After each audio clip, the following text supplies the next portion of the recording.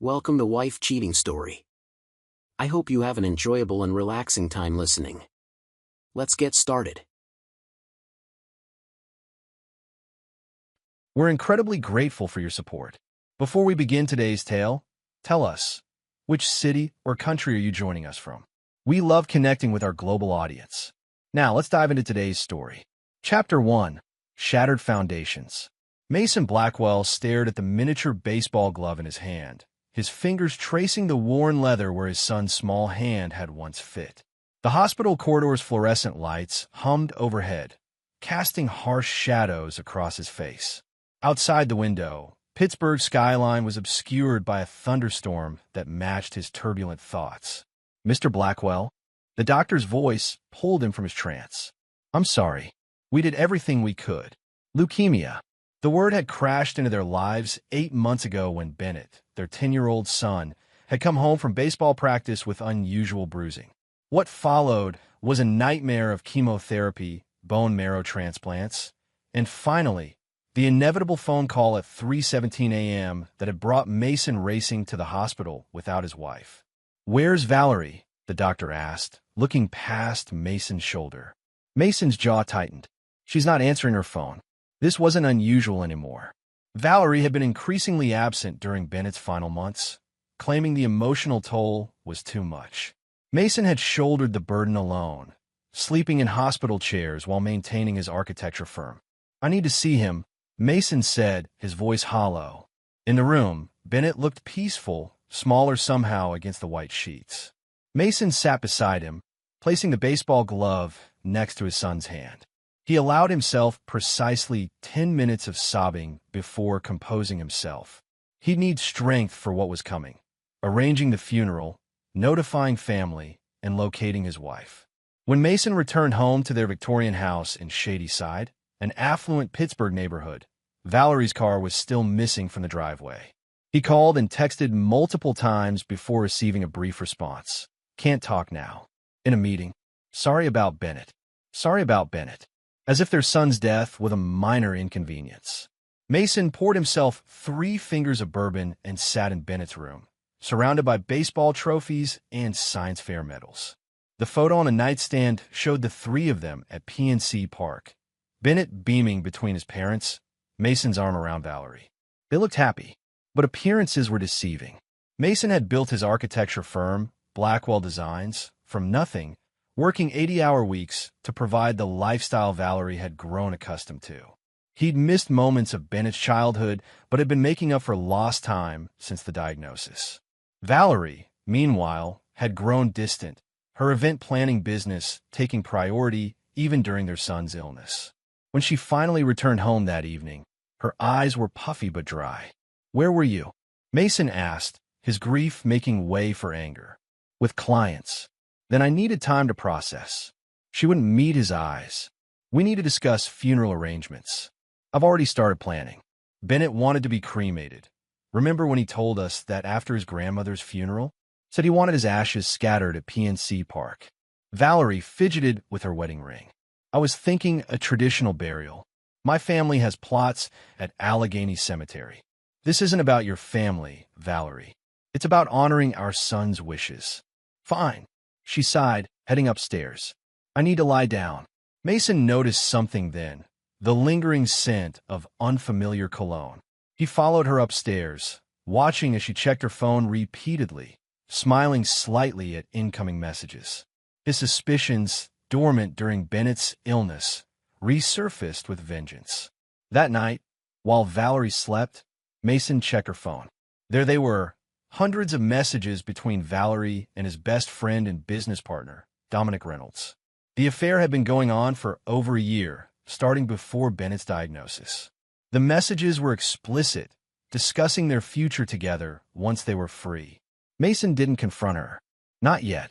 Instead, he began planning, not just a funeral, but something else entirely. Chapter 2: Hollow Prayers.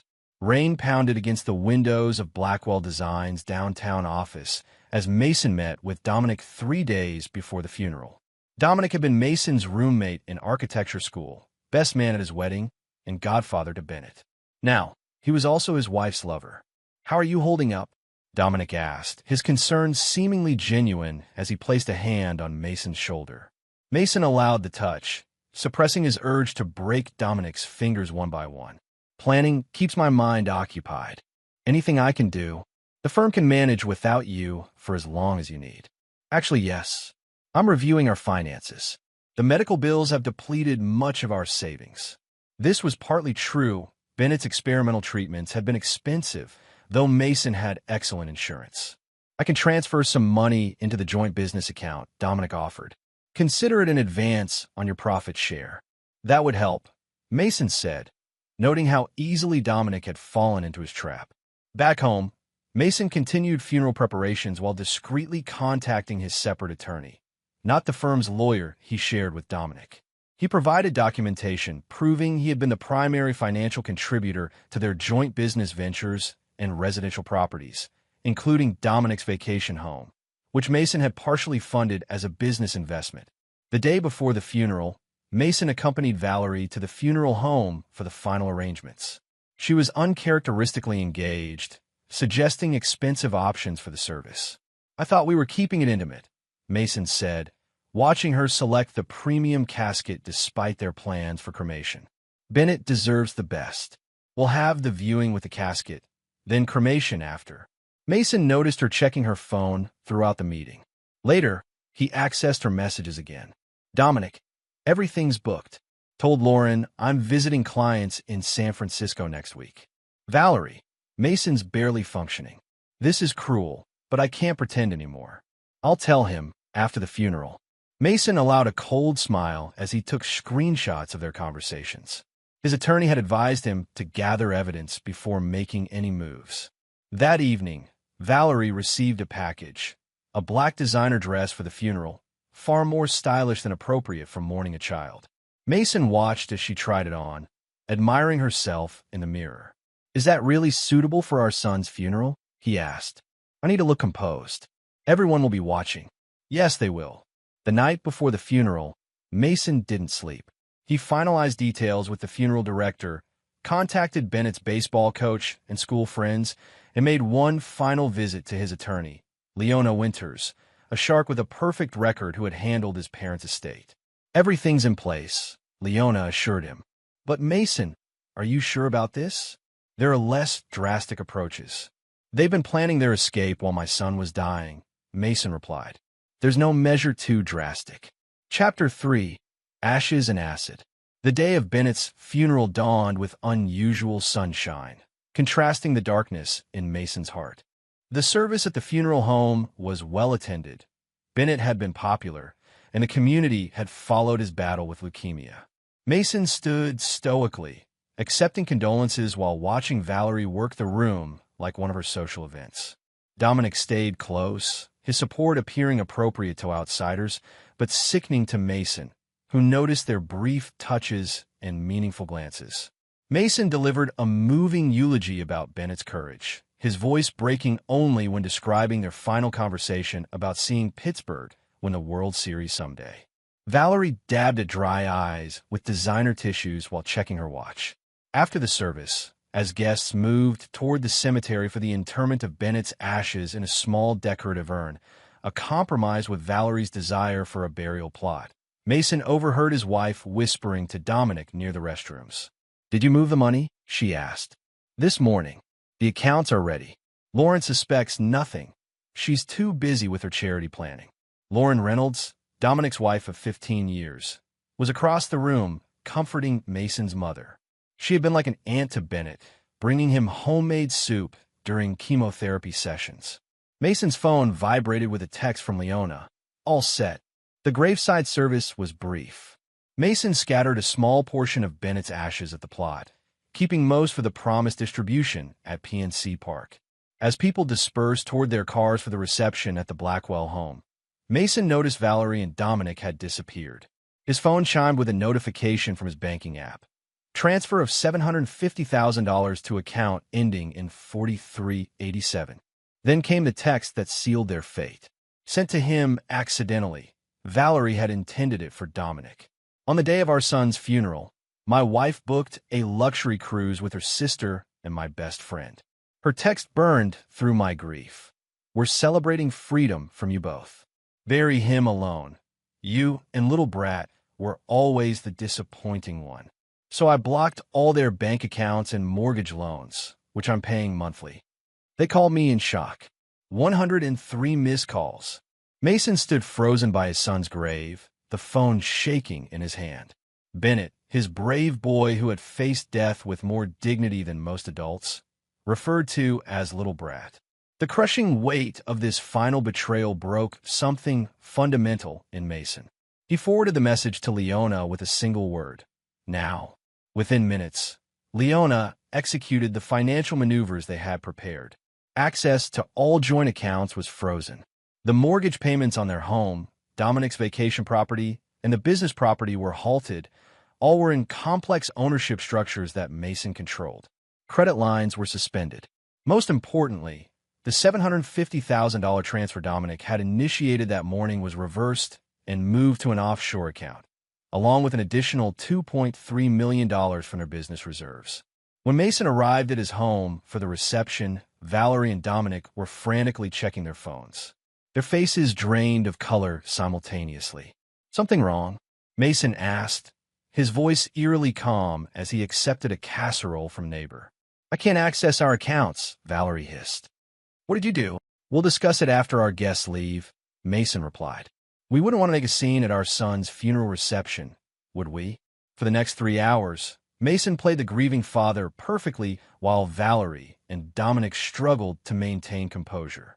Their phones buzzed constantly with banking alerts and increasingly frantic messages from Dominic's wife about their frozen assets.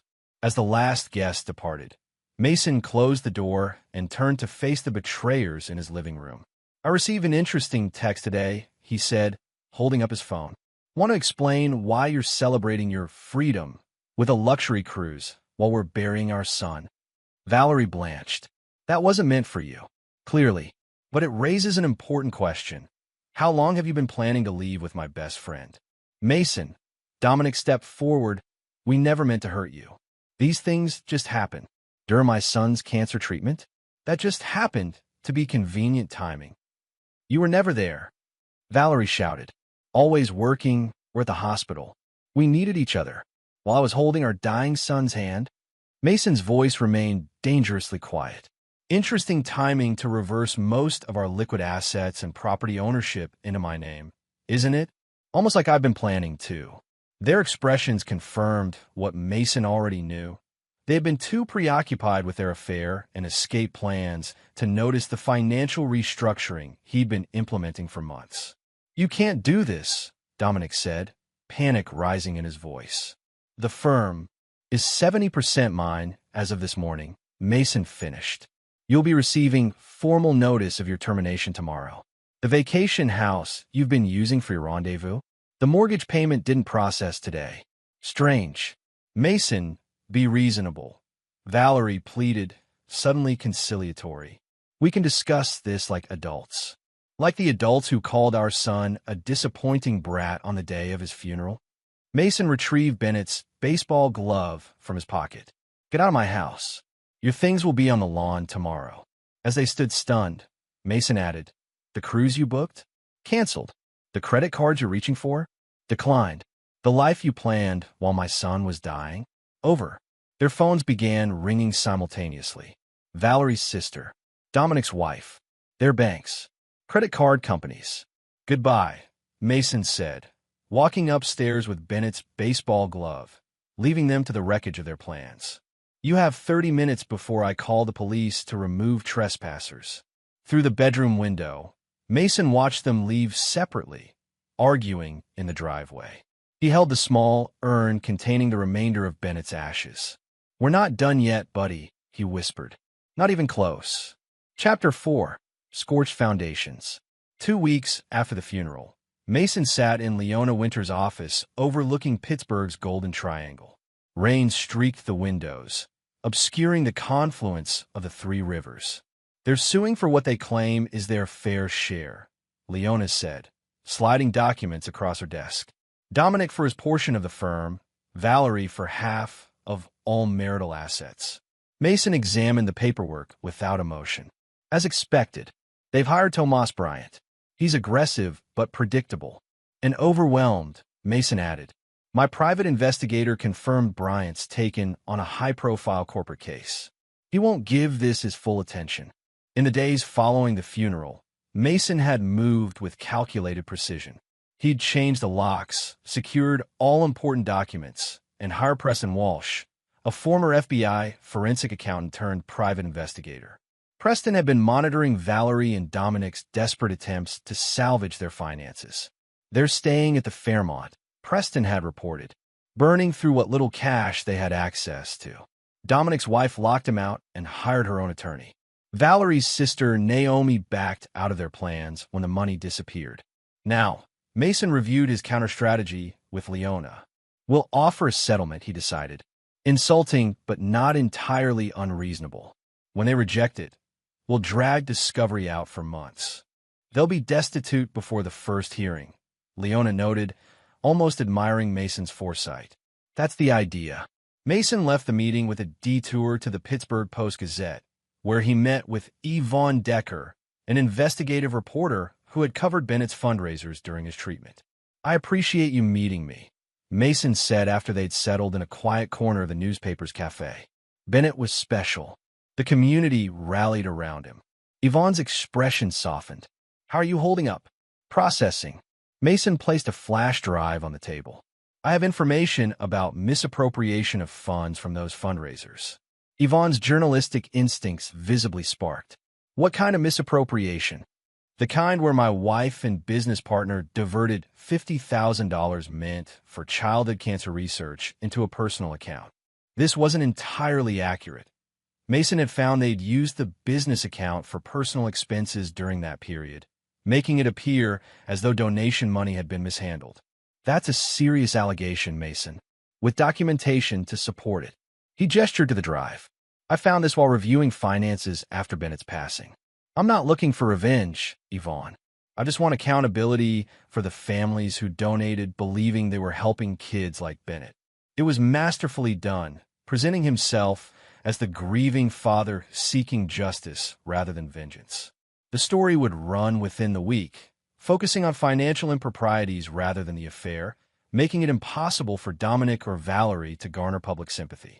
That evening, Mason visited Lauren Reynolds, Dominic's wife, bringing a casserole and files from his investigation. Lauren, a pediatric nurse who had helped care for Bennett, welcomed him with a hug. This whole thing is surreal, she said, leading him to her kitchen.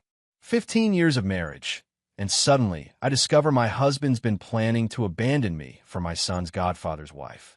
They deserve each other, Mason replied, placing the dish on her counter. But you deserve to know everything. He handed her the folder. Dominic transferred joint assets before the funeral. I've recovered most of them, and some rightfully belong to you. Lauren's eyes widened as she reviewed the documents. I didn't even know about these accounts. He kept you in the dark while funding their escape. The beach house in North Carolina? You put a second mortgage on it without your knowledge. Lauren's hands trembled. I delivered meals to you and Bennett during chemo while they were planning exotic getaways. We were both betrayed, Lauren, but we don't have to face this alone. They spent hours strategizing, forming an alliance that would prove devastating to their spouses. Lauren, hurt and angry, proved a formidable ally. I want him to suffer, Mason, she said as he was leaving. Not just financially. He will, Mason promised. We're just getting started. Meanwhile, Dominic and Valerie were discovering just how thoroughly Mason had dismantled their lives. Their credit cards were declined at restaurants. Their cell phone services were suspended. The luxury car Dominic had purchased for Valerie, using company funds Mason had traced, was repossessed from the hotel parking lot. When the Post-Gazette article ran with the headline, Cancer Fundraiser Funds Misappropriated, featuring photos of Valerie and Dominic from Bennett's charity events, their remaining social connections evaporated. The story skillfully implied their affair had been conducted using resources meant for sick children. Mason watched from afar as their world collapsed, piece by carefully removed piece. Chapter 5. The Architect's Blueprint. 1 month after the funeral, Mason stood in Bennett's baseball coach's office at Carnegie Middle School. Coach Terrence Porter had been Bennett's mentor and confidant during his illness. I'm establishing a scholarship in Bennett's name, Mason explained, for kids who show the same determination he did, regardless of athletic ability. That's wonderful, Mason. Terrence's eyes were sincere. Bennett would be proud. There's more. I'm donating to upgrade the baseball field, with one condition: it can't be announced until the construction begins. This was another calculated move. Mason was systematically rebuilding his public image while ensuring Valerie and Dominic couldn't capitalize on any goodwill associated with Bennett's memory. After finalizing details with the school, Mason drove to the offices of Rivera Development, where he met with Sofia Rivera, his biggest competitor and occasional collaborator. "Your proposal is interesting," Sofia said, reviewing the documents. "Merging our firms would create the largest architectural practice in Western Pennsylvania." "But why now, Mason? You're still grieving." "I'm refocusing my energy," Mason replied. "Dominic's departure created an opportunity to restructure." "Departure? The industry gossip says you forced him out and tanked his reputation." Mason's expression revealed nothing. "Business disagreements happen. Along with discovering your wife and partner were having an affair." Sofia was direct. "I don't judge. My ex-husband taught me the value of decisive action. But I need assurance this merger isn't just part of some revenge scheme. It's business, Sofia. Blackwell Rivera Architects would secure the convention center project. Neither of us could land individually." After 2 hours of negotiation, they reached an agreement with one special clause. Dominic Reynolds would be contractually blacklisted from employment with any of their projects or partners. "That's unusually vindictive," Sofia noted, signing nonetheless. "It's risk management. He's proven untrustworthy." The merger announcement would coincide with Dominic's first court appearance. Mason's timing was impeccable. That afternoon, Mason met with Preston Walsh at a small cafe far from his usual haunts. "They're desperate," Preston reported, sliding photographs across the table. "Hotel kicked them out yesterday. They're staying with her sister Naomi now, but that's deteriorating fast. Naomi's husband doesn't want the scandal affecting his dental practice." The photos showed Valerie and Dominic arguing in a parking lot, looking disheveled and stressed. And the offshore inquiries. They've contacted 3 different fixers trying to locate the missing funds. "I've ensured they're getting misleading information." Mason nodded. "Any contact with Harlan Spencer?" "Not yet, but they're running out of options. It's only a matter of time before they approach him." Harlan Spencer was the linchpin in Mason's elaborate plan, a wealthy developer with a reputation for underhanded deals and a long-standing grudge against Mason for reporting his code violations years earlier. Mason had anonymously fed information suggesting Harlan might assist Dominic and Valerie in their financial troubles in exchange for proprietary information about Blackwell Designs. "Keep monitoring," Mason instructed. "When they contact Harlan, I want to know immediately." The trap was being set, layer by careful layer. That evening, Mason reviewed the legal documents Leona had prepared for the upcoming hearing. The strategy was brutal but effective. They would publicly connect the misappropriated charity funds to the affair, suggesting Bennett's treatment options had been limited by his parents' financial constraints exacerbated by Valerie and Dominic's theft. It wasn't entirely true, but the narrative would be devastating in the court of public opinion. Most importantly, it would push Valerie and Dominic toward increasingly desperate measures, exactly as Mason intended. Later, Mason visited Bennett's grave, placing a baseball alongside fresh flowers. "The pieces are moving, buddy," he whispered. "They thought they could just walk away after what they did to us. They're about to learn how wrong they were." As Mason departed the cemetery, his phone alerted him to a significant withdrawal from one of his decoy accounts, funds he'd left deliberately accessible. Valerie had found one of his secondary accounts and emptied it. Mason smiled coldly. Right on schedule. Chapter 6. Calculated Combustion. 6 weeks after the funeral, Mason stood before Judge Adelaide Montgomery in the initial hearing for Valerie's divorce petition and Dominic's business dissolution suit. "Your Honor," Tomas Bryan argued, My clients are entitled to equitable distribution of marital and business assets that Mr. Blackwell has vindicatively withheld. Mason watched Valerie and Dominic at the plaintiff's table. Their expensive clothes couldn't hide their stress. Valerie's makeup failed to conceal dark circles, and Dominic's hands trembled slightly. Leona Winters rose with practiced authority. Your Honor, we've submitted documentation proving systematic financial misconduct by both plaintiffs, including misappropriation of charitable funds during a minor child's medical crisis. Furthermore, Mrs. Blackwell abandoned her dying son, missing his final moments while engaged in an extramarital affair with her husband's business partner. The courtroom's atmosphere shifted perceptibly. Judge Montgomery, known for her protection of children's interests, frowned. These are serious allegations, Ms. Winters. With substantial documentation, Your Honor. We've also filed a motion to freeze the $87,000 recently withdrawn from a separate account by Mrs. Blackwell, as those funds were earmarked for pediatric cancer research. This was Mason's masterstroke. He had actually transferred that money into the account himself, creating a paper trail that made it appear as though Valerie had stolen from sick children twice. Valerie stood abruptly. That's a lie. I had no idea. Mrs. Blackwell. Judge Montgomery interrupted sharply. You'll speak through your counsel. Bryant whispered urgently to Valerie, who sat down, visibly shaken. Your Honor, Bryant recovered. These inflammatory accusations are designed to distract from Mr. Blackwell's vindictive financial maneuvering following the tragic loss of the couple's son. The timing is certainly relevant, Judge Montgomery noted. Mr. Blackwell restructured significant assets immediately before and after his son's passing. Leona was prepared, with documented evidence of the defendant's planned abandonment.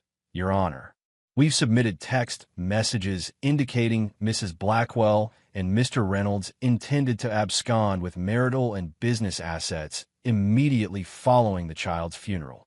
The judge reviewed the messages, her expression hardening. These are disturbing. They refer to my dying son as the little brat.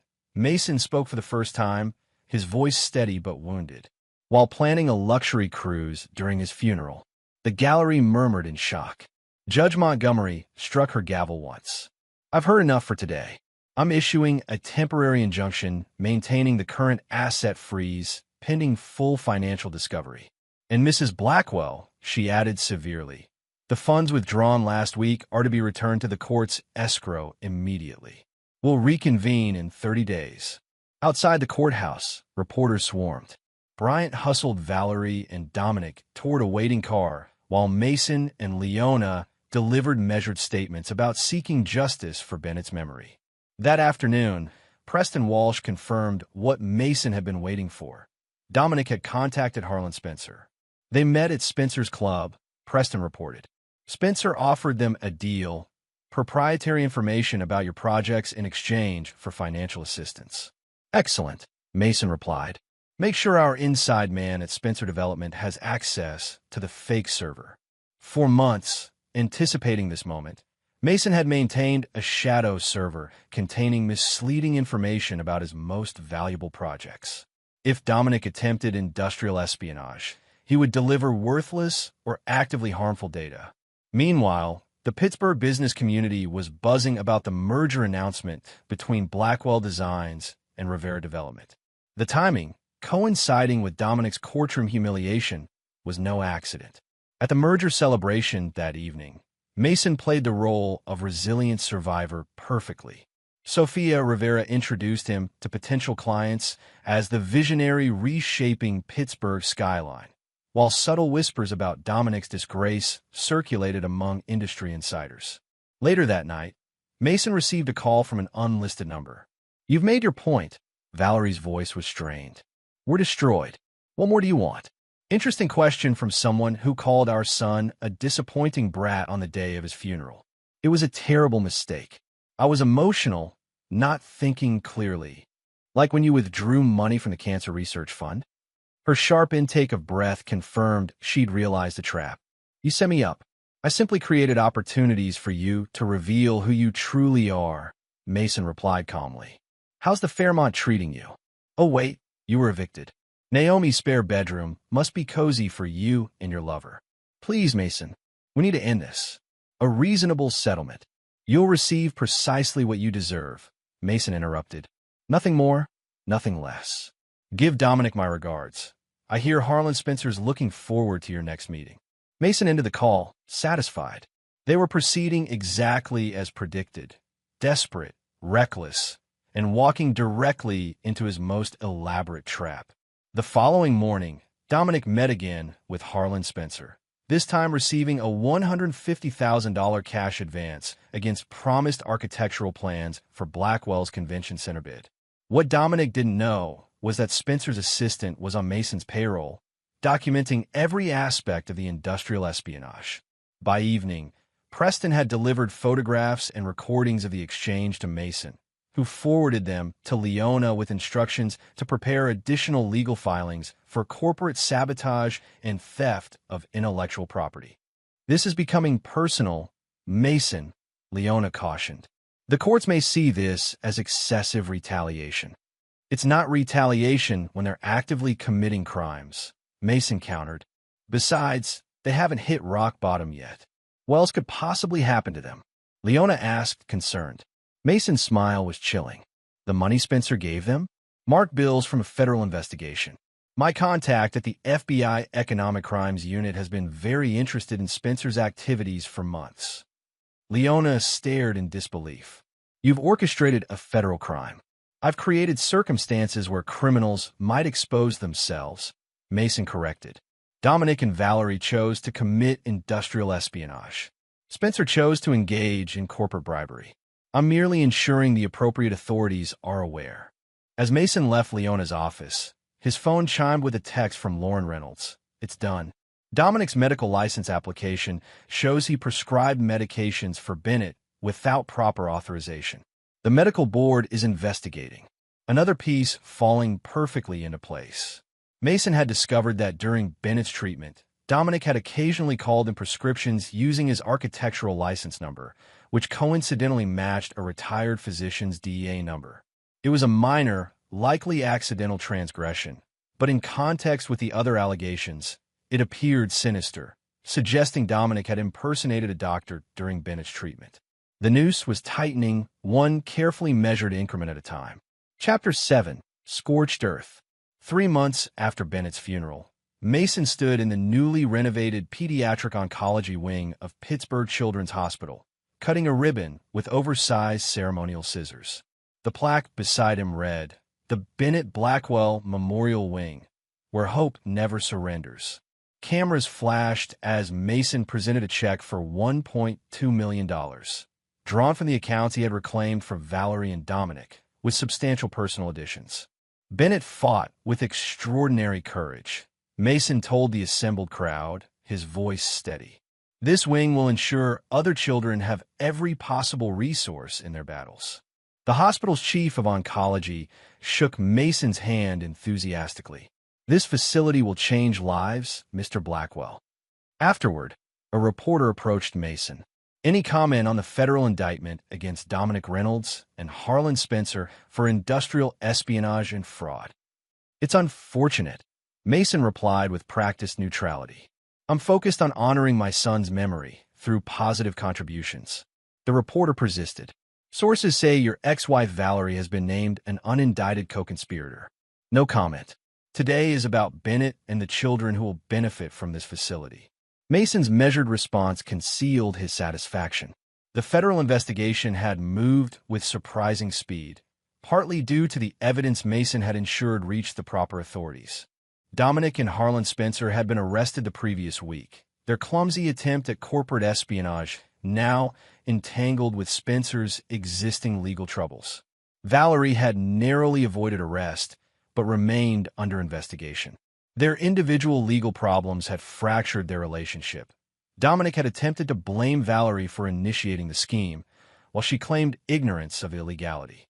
After the hospital ceremony, Mason met with Preston Walsh at their usual cafe. Dominic's lawyer is pushing for a plea deal, Preston reported. The feds aren't interested unless he could deliver something on Spencer's other operations. And Valerie?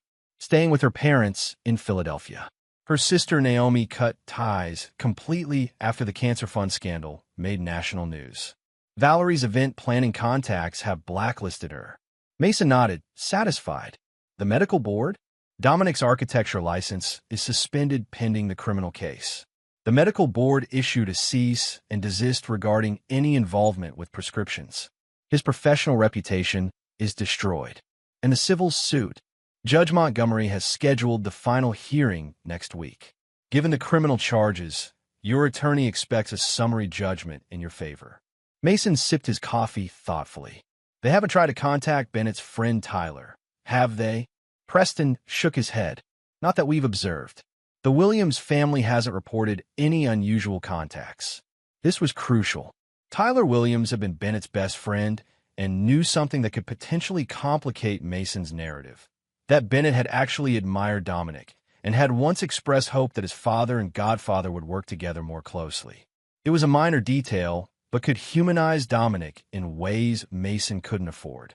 Keep monitoring the situation, Mason instructed. Any attempt to build sympathy through Bennett's friends needs to be intercepted. Later that day, Mason visited the construction site of what would become Pittsburgh's most distinctive new skyscraper. The joint project of Blackwell Rivera architects that had once been Dominic's dream commission. The irony was profound. Dominic had sacrificed everything for a relationship with Valerie, including the career pinnacle that now belonged to Mason. As Mason inspected the foundation work, his phone rang, Valerie's number. "Hello, Valerie," he answered calmly. "They're saying I could be indicted." Her voice was trembling. "Mason, you have to help me. I didn't know what Dominic was doing with those plans. That's between you and the federal prosecutors. You know, I didn't steal from Bennett's Cancer Fund. You set me up. Like you were setting me up while our son was dying, planning your escape with my best friend. It wasn't like that. We just fell in love." Mason's voice hardened. "Save it for someone who hasn't read your texts about celebrating freedom from me and the little brat on the day of his funeral." I was emotional, not thinking clearly. Bennett's illness was destroying me too. Interesting. I don't recall you spending nights in hospital chairs or researching experimental treatments. That was me, while you were planning vacations with Dominic. Please, she begged. My parents are mortgaged to the limit for my legal fees. I have nothing left. What do you want from me? I want you to experience precisely what you deserve, Mason replied. Nothing more, nothing less. This vendetta won't bring Bennett back. Mason's voice became dangerously quiet. No, it won't. But it ensures that every time someone searches your name or Dominic for the rest of your lives, they'll know exactly what you did. That's a fitting memorial for the son you abandoned. He ended the call, pocketing his phone as Sophia Rivera approached. Everything okay? She asked, noting his expression. Family matters, Mason replied. The foundation looks solid. Like everything you build, Sophia observed. The bank approved the additional financing for the East Wing expansion. We can add the community art space you wanted. Mason nodded, refocusing on the project that would define Pittsburgh's skyline for generations, a legacy that should have included Bennett someday. That evening, Mason received another call, this time from Dominic's lawyer, proposing a settlement. Dominic would relinquish all claims to the business in exchange for Mason's testimony that Dominic had been manipulated by Spencer. Mason declined without hesitation. He made his choices. Now he lives with the consequences. The next day, Tyler Williams and his parents arrived at Mason's home for dinner, a monthly tradition Mason had maintained since Bennett's passing. The baseball field looks amazing, Tyler said, showing Mason photos on his phone. Coach says the Bennett Blackwell Memorial Diamond will be ready for spring season. Mason smiled genuinely for the first time in days. Bennett would have loved that. After dinner, Tyler's father David pulled Mason aside. Someone contacted Tyler through his gaming account, asked questions about Bennett and Dominic's relationship. Mason's expression darkened. What kind of questions? About whether Bennett talked about Dominic. Tyler blocked them, but thought you should know. Thank you, Mason replied, his mind already calculating this new development. Tyler shouldn't respond if they try again. After the Williams family departed, Mason contacted Preston immediately. They're getting desperate, Preston confirmed after hearing about the contact. Looking for character witnesses, anything to mitigate the damage. Increase surveillance. Mason instructed. Any approach to Bennett's friends needs to be documented and countered. The final pieces of Mason's retribution were falling into place. The next week would bring the civil judgment, likely followed by federal indictments. Dominic and Valerie would be left with nothing. No money, no reputations, no future in Pittsburgh or beyond. Just as they had left Mason with nothing but grief and betrayal on the day, they should have been united in mourning their son. Chapter 8. Immolation. The courtroom was packed for the final hearing in Mason's civil case against Valerie and Dominic. Judge Adelaide Montgomery reviewed the voluminous documentation before addressing the attorneys. Given the federal indictment against Mr. Reynolds and the ongoing investigation involving Mrs. Blackwell, I see little reason to delay judgment in this matter. Tomas Bryant made a last desperate attempt. Your Honor, we request postponement pending resolution of the criminal matters. My clients cannot fully defend themselves in this proceeding without potentially compromising their Fifth Amendment rights. Judge Montgomery was unmoved. They should have considered that before misappropriating funds and engaging in industrial espionage, Mr. Bryant. This court will not reward such behavior with indefinite delays. The judgment was devastating. Full dissolution of the marriage with all contested assets awarded to Mason, complete severance of Dominic's connection to the architectural firm with no compensation, and most damaging, a finding that both Valerie and Dominic had demonstrated unconscionable conduct during a minor child's terminal illness, resulting in additional punitive damages. Outside the courthouse, reporters swarmed around Mason and Leona. This judgment validates what we've maintained throughout, Leona stated professionally.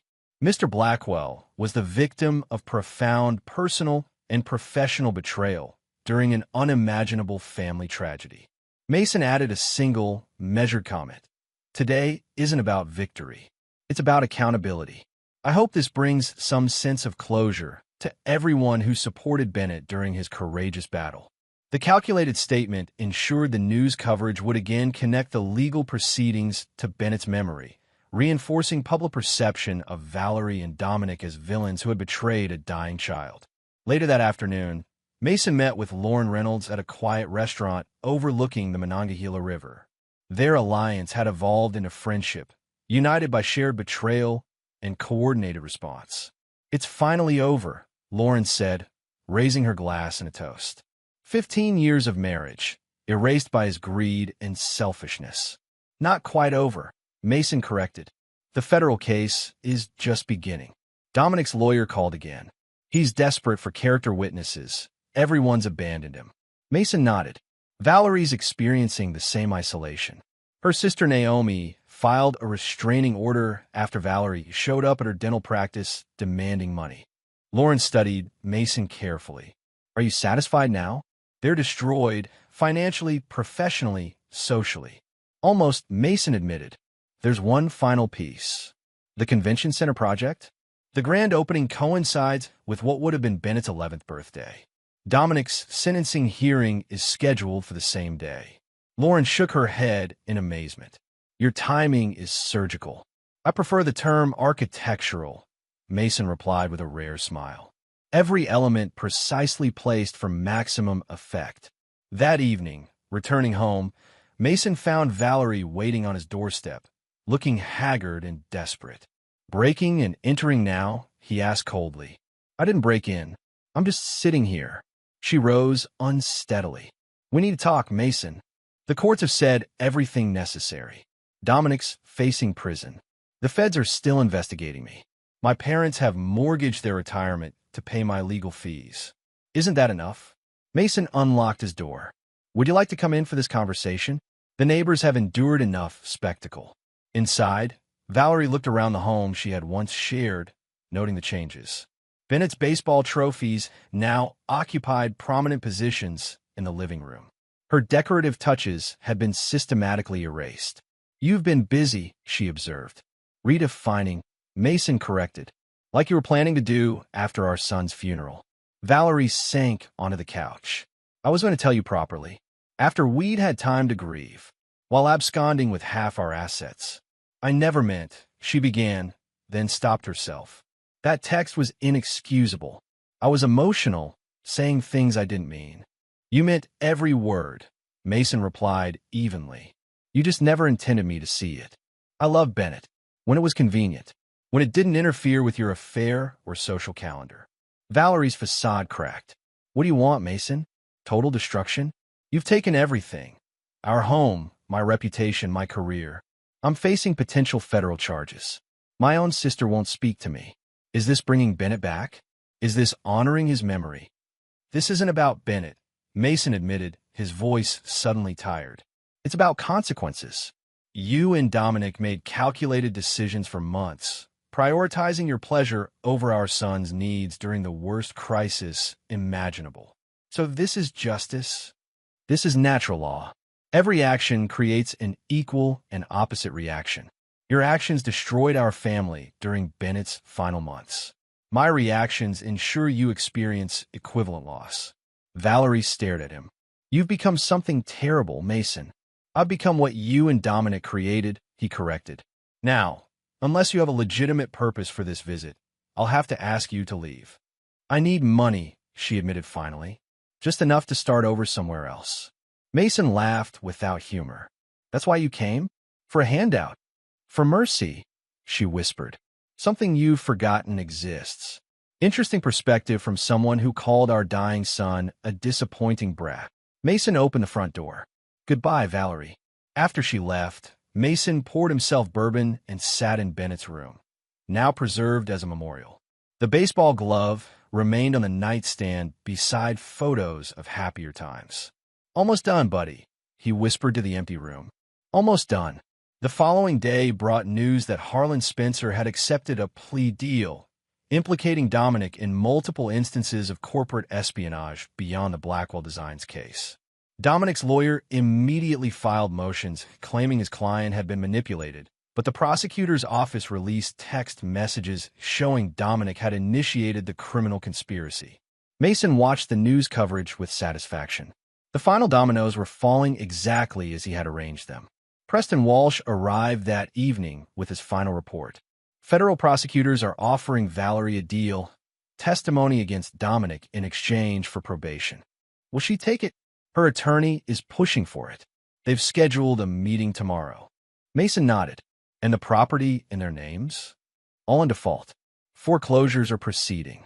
Dominic's vacation home sells at auction next month. Perfect timing for the convention center opening and Bennett's memorial scholarship announcement. Preston hesitated. There's one more thing.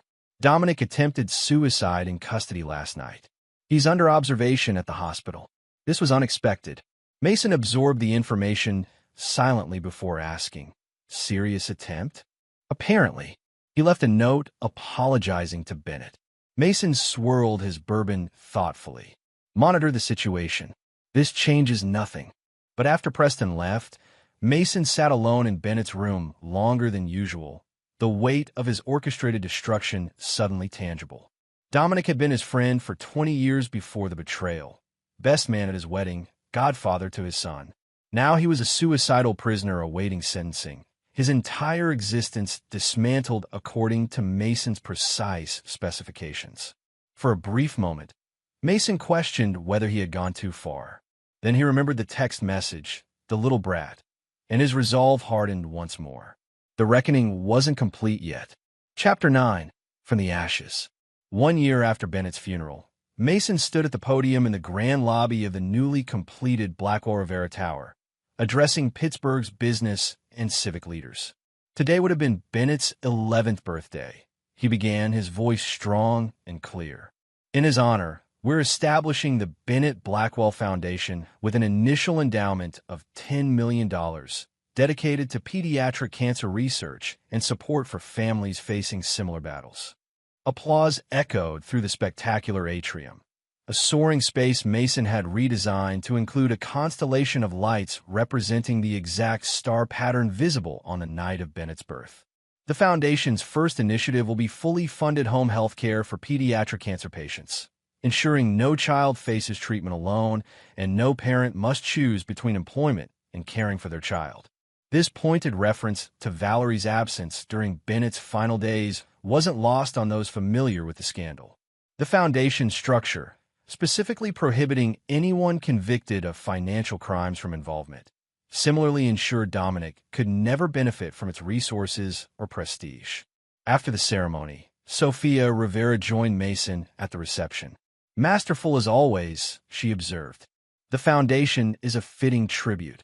It's what Bennett deserved all along, Mason replied. Have you heard the news about your ex-wife? Mason nodded. Philadelphia. Small event planning business under her maiden name. Starting over. And Reynolds. 3 years in federal prison, following today's sentencing. No possibility of reinstating his architectural license afterward. Sophia studied him carefully. Are you finally satisfied, Mason? Has enough blood been spilled? It was never about satisfaction, Mason corrected. It was about balance. They've experienced precisely what their actions merited. No more, no less. Later that evening, Mason visited Bennett's memorial at PNC Park, a small plaque on the wall near their regular seats, placed there by the Pirates organization in recognition of Bennett's devotion to the team. As he touched the cool metal, Mason sensed someone approaching. I thought I might find you here, Lauren Reynolds said softly. Today was Bennett's birthday, and Dominic's sentencing, Mason added. I was there, Lauren confirmed. He looked broken, as he should. Lauren sat beside Mason, watching the maintenance crew preparing the field for tomorrow's game. What comes next for you, Mason? The revenge is complete.